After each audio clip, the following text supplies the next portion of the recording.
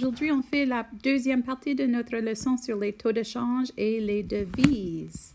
Pour commencer, on va faire des questions pour réchauffer. C'est une révision d'autres choses qu'on a déjà fait. Touche pause, fais tes calculs et reviens pour les réponses.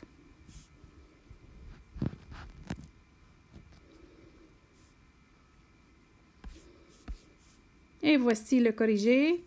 Probablement pour numéro 2, tu as décidé de refaire le rapport en format de fraction. Comme ça, tu peux voir pour faire la multiplication croisée.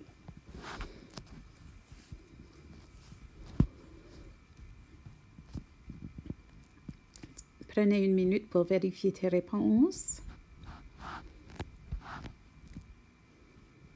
Et on y va. J'ai deux questions que je veux que vous essayiez. Ce sont des questions de conversion de les dollars canadiens en différentes devises pour les autres pays. Touche pause, fais tes calculs.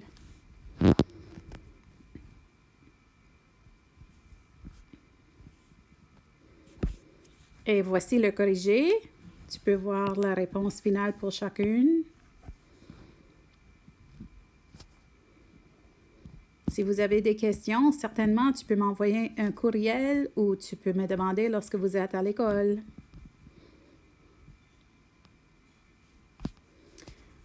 Encore des problèmes que vous pouvez faire maintenant.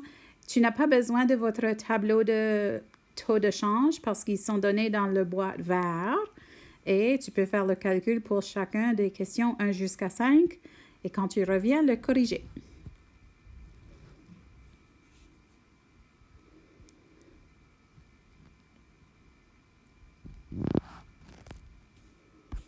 Et voici les réponses.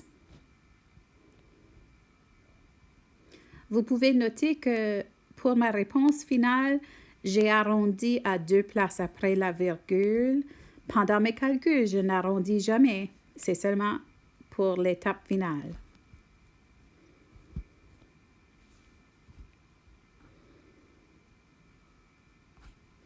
Et les amis, ceci c'était votre photocopie numéro 7. On va avoir le corrigé affiché sur notre babillarde en classe. Tu peux aller prendre photo. Aussi, je vais mettre le corrigé dans le dossier qui s'appelle Files dans notre catégorie de les proportions. Après ça, tu peux commencer ton photocopie numéro 8. C'est encore du pratique avec les devises.